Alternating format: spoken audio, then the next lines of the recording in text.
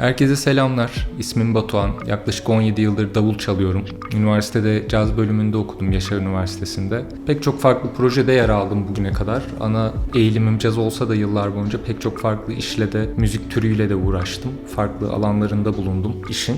Bir süredir de üzerine düşündüğüm konseptleri bir uygulamaya dönüştürmeye çalışıyordum. Yaklaşık olarak bir 10 gün önce Apple Store'da yayınlandı. Siz bu videoyu izlerken muhtemelen de her iki platformda da hem Play Store'da hem Apple Store'da yayınlanmış olacak. Ben bu app'i niye yaptım onu anlatayım. Nasıl bir ihtiyaçtan doğdu? Aslında kendi ihtiyacımdan, kendi ihtiyaçlarımdan doğdu. Çünkü aslında yapmak istediğim şey şuydu. Doğaçlama yaparken de, davul çalarken de aynı konuşurkenki kadar rahat olup belli başlı kelimeleri, yani illa mesela iyi bir cümle kurmak için çok böyle zor kelimeler, kompleks kelimeler kullanıp daha işi dallandırıp budaklandırmak değil de aslında hakikaten çok basit kelimelerle bir hikaye nasıl anlatılabilir? Aslında aynı dilimizdeki temel yapı taşları gibi belki harfler, belki heceler, bunların birleşiminden oluşan kelimeler, kelimelerin birleşiminden oluşan cümleler ve onlardan oluşan hikayeler aslında her şey bir bütünün küçük parçaları gibi geliyor. Ve bu bütünün küçük parçalarıyla gerçekten ustalaşıp istediğim zamanda 7-8'de, 9-8'de veya davul solosuna başladığımda neler yapabilirim, bu fikirleri alıp nasıl varyasyonlar üretebilirim, neler çıkabilir ve buradaki ritmik potansiyeller neler, nasıl özgürleşebilirim. Artık bir de sosyal medyanın getirdiği durum da o insanları. YouTube'da, Instagram'da o kadar fazla, her şey hakkında o kadar fazla video var ki gerçekten insan gidip her gün şu liki ezberleyeyim, şunları yapayım, ezbere çalayımdan ziyade gerçekten kendi ritmik dilimi nasıl bulabilirim, kendim çok rahat bir şekilde nasıl davula yansıtabilirim, bunu keşfedebilirim üzerine düşünürken çıkan bir sonuç oldu aslında. Buradan beslendiğim kaynaklar tabii ki var. Four-way coordination, accents and rebounds, Art of Bop, Beyond of Bop Drumming. 8-10 tane belli başlı metotlar var. Bunların fotoğraflarını böyle hızlı koyuyorum buraya. Evet. Uygulama 4 tane egzersizden oluşuyor ve bugüne kadar kullandığım metronom ihtiyaçlarından çıkmış daha pratik halde ulaşılabilir bir metronomdan oluşuyor, aslında kişiselleştirilebilir. İlk egzersizin adı Taps, nasıl derseniz artık, ben Taps demeyi tercih ediyorum. Bu egzersize esinlendiğim yer John Morello'nun Table of Time egzersizi. Bu egzersiz zaten pek çok farklı yerde, pek çok farklı isimle de bulunuyor ama temel olarak tempo hep aynı devam ederken aradaki zamanı eşit parçaları ayırıp 2'den 12'ye kadar eşit parçaları ayırıp bu parçalar üzerinde ustalaşmak üstüne. İkinci egzersizimiz A&R Plus. Bu benim en favori egzersizim aslında. Bunu da esinlendiğim egzersiz yine önemli davul metotlarından Accents and Rebounds.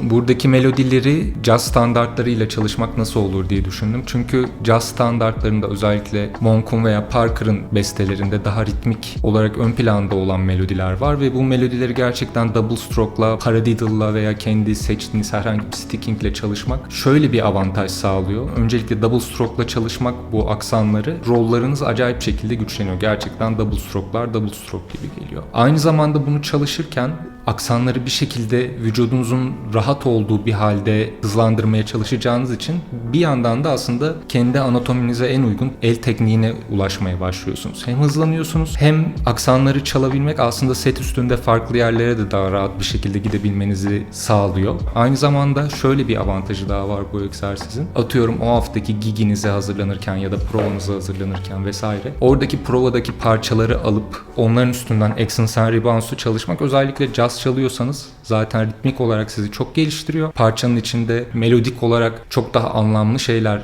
çıkarabilmenizi ve varyasyonlar yapabilmenizi sağlıyor. Öbür türlü de zaten her türlü el tekniğinizi geliştiren bir durum.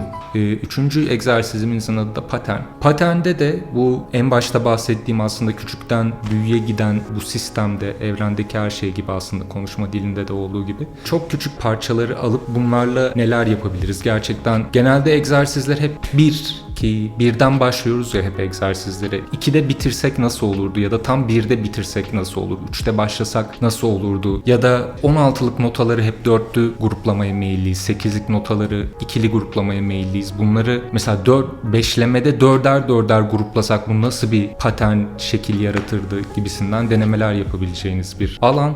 Bunda da 2 farklı mod var. Grouping modunda da arka arkaya devam eden 3 bar 4 bar boyunca ben R, L, K çalsam nasıl 4 bar sonra tam olarak 1'de kick'te nasıl bitirebilirim gibi bir sorunuz varsa eğer bunun cevabını bulabileceğiniz bir yer. Ve son olarak da geldik Top Lap. Bunu ben şeye benzetiyorum aslında.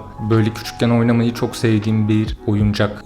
Böyle kağıdın üstüne koyduğumuz dairelerle şekiller çizip farklı şekiller oluşturup başka dairenin başka noktalarına kalemi taktığımızda yine farklı paternler oluşturduğumuz bir alan. Sanki bunun sesle, ritimle yapılan hali gibi farklı paternlerin birbiriyle uyumunu duyabileceğiniz, davuldaki her farklı enstrümana farklı tuplet, farklı patern yazıp isterseniz tek tek yazıp isterseniz biraz önce de bahsettiğim gibi 5 tuplette 2 notalı gruplasak nasıl duyulurdu işte right'ta atıyorum gibi 4 enstrümana kadar aynı anda tupletleri beraber dinleyebileceğiniz, biraz daha ritmik harmonileri yakalayabileceğiniz bir alan aslında gibi bu da. Onun dışında da metronom konusunda dediğim gibi en çok ihtiyaç duyduğum kısım zaten bu tek tuşla silence moda ulaşabilmek ya da sound'u değiştirebilmek, presetleri random silence mute edebilmek, beatleri, barları. Bunları bir tık daha kolay hale getirdim davulcular için. Dediğim gibi bundan önce çok ciddi bir yazılım geçmişim yoktu aslında. Ankara'ya taşınmadan birkaç sene önce birazcık front-end ile ilgilendim ama basit düzeyde algoritma nasıl oluşturulur, HTML, CSS gibisinden şeyler, biraz Python.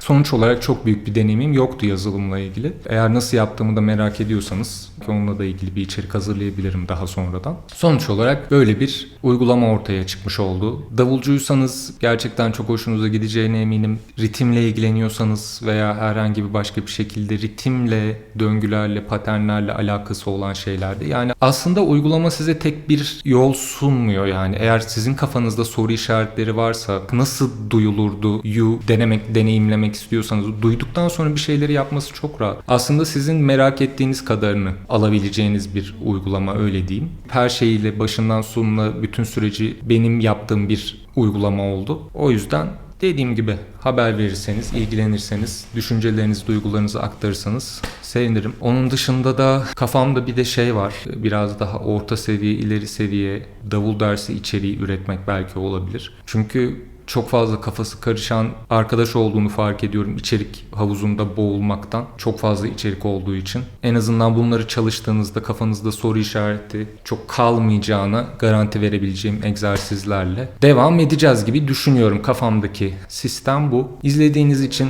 teşekkür ederim. Çok sağ olun. Görüşmek üzere. Hoşçakalın.